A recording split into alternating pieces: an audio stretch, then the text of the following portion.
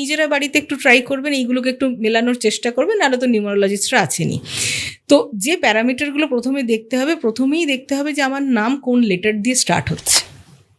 By chance আমার name শুরু হয়ে গেল আমার অ্যান্টি লেটার দিয়ে, এবার এই অ্যান্টি লেটার ব্যাপারটা বুঝবো কী করে? Date of birth. যখনই আমি নেমে আসবো তখন ডেট অফ বার্থের সঙ্গে আমাকে ডেট অফ বার্থকে কনসিডার করতে হবে।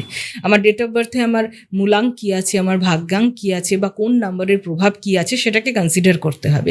সেই কনসিডারেশনটা নিয়ে তারপর আমি নেমের দিকে আসবো, যে কোন নেম নাম্বার আমাকে হেল্প করতে পারে। আমরা যখন নেমকে কনসিডার করব, প্রথমেই শুরু হবে ফার্স্ট লেটার দিয়ে, তারপরেই শুরু হবে আমার ফার্স্ট নেমের মধ্যে ফার্স্ট ভাওয়েল কী আছে, আমার ফার্স্ট নেমকে কনসিডার করতে হবে, সেখান থেকে আমি কত নাম্বার পাচ্ছি।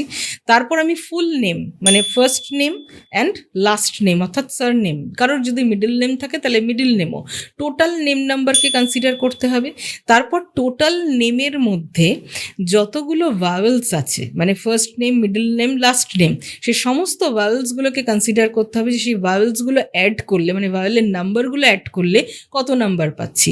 আবার একইভাবে আমার পুরো নামের মধ্যে যে কনসোনেন্টগুলো আছে সেইগুলো অ্যাড করলে আমি কত নাম্বার পাচ্ছি। এগুলোর এক একটা নাম আছে, যেমন ভাওয়েল থেকে যে নাম্বার আসে তাকে সো লার্জ নাম্বার বলা হয়, যেটা সমস্ত কনসোনেন্টকে অ্যাড করে আসে তাকে পার্সোনালিটি নাম্বার বলা হয়। এই সমস্ত নাম্বারগুলো আমাদের লাইফের ওপর ইম্প্যাক্ট ফেলে, এবং যখন আমরা নেমকে অ্যাজ আ নিউমারোলজিস্ট আমরা যখন নেমকে দেখি, নতুন নেমকে তৈরি করি, তখন এই সমস্ত প্যারামিটার্সগুলোকে কিন্তু আমরা একের পর এক দেখতে শুরু করি, এবং সেখান থেকেই কিন্তু রেজাল্ট আসে।